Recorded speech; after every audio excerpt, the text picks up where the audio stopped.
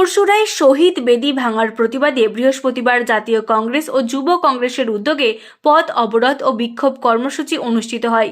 বিকেলে পুরশুরা মোড়ে কংগ্রেস কর্মী সমর্থকেরা জমায়েত হয়ে রাস্তা অবরোধ করেন। অভিযোগ, বিজেপি বিধায়ক বিমান ঘোষ সোলার লাইট লাগানোর অজুহাতে ভারতের প্রাক্তন প্রধানমন্ত্রী ইন্দিরা গান্ধী ও রাজীব গান্ধীর শহীদ বেদি ভেঙে দিয়েছেন। কংগ্রেস নেতৃত্বের দাবি, এটি রাজনৈতিক প্রতিহিংসা ও ইতিহাসের প্রতি অবমাননা। কর্মসূচিতে উপস্থিত ছিলেন সজল ভৌমিক, হাবিবুর রহমান, রেজওয়ান রহমান, যুধিষ্ঠির মালিক প্রমুখ। অন্যদিকে পুরশুরার বিধায়ক বিমান ঘোষ বলেন, বিজেপির এইসব নীতি আদর্শ না। জঙ্গলপাড়া এলাকার মানুষের দাবি মেনে সোলার লাইট লাগানো হয়েছে। কংগ্রেস সারা জীবন উন্নয়ন বিরোধী।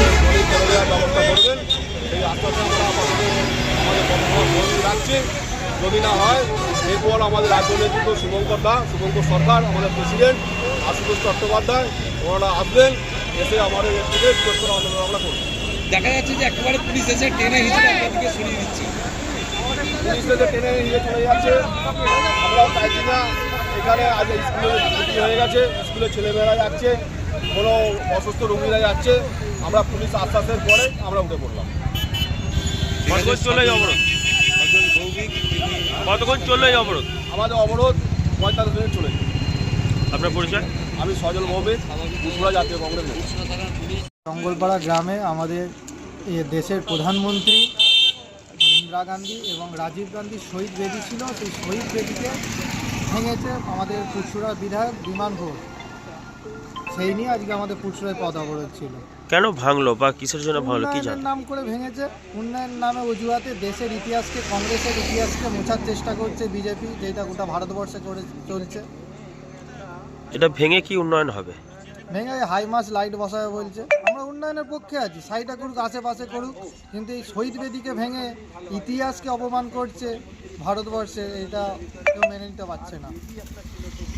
এই বিষয় নিয়ে বিমানবাবুর বিষয় নিয়ে থানায় বা প্রশাসনিকভাবে কোথাও জানিয়েছেন? আমি থানার ওসিকে জানিয়েছি। ওসি বলছে যে এটা পিডাব্লিউডির জায়গা, আপনারা পিডাব্লিউর সাথে এনওসি নিয়ে আসেন।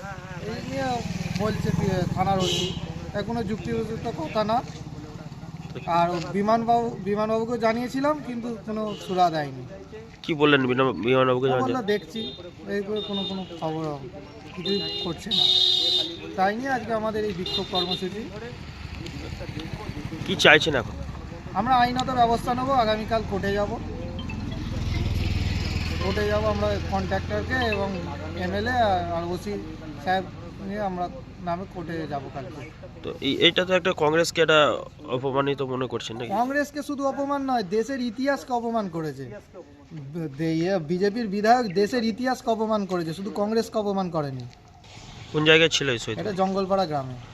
কতদিন ধরে রয়েছে এই শহীদ বেদি? এটা মিনিমাম 40 বছর। শান্তিমোহন রায় যখনকার আমাদের পুরশুরার এমএলএ ছিল, তো তখনকারে, তারও আগে। আপনার পরিচয়? আমার পরিচয়, আমি রেজওয়ান রহমান, আমি যুব কংগ্রেসের সভাপতি, পুরশুরা বিধানসভা। আমাদের ইন্দিরা গান্ধী আর রাজীব গান্ধী দুটো স্ট্যাচুর মতো ছিল, সেইটাকে বিমান ঘোষ ভেঙে সেখানে লাইট লাগাচ্ছে। তার দুহাত পাশে লাগানো যায়। আমরা বারবার অনুরোধও করেছি বিমানবাবুকে, কিন্তু সে কোনো কথাই শুনছে না। সেই স্ট্যাচু ভেঙে সেখানেই করবে। এর প্রতিবাদে আমাদের আজ পথঅবরোধ হলো।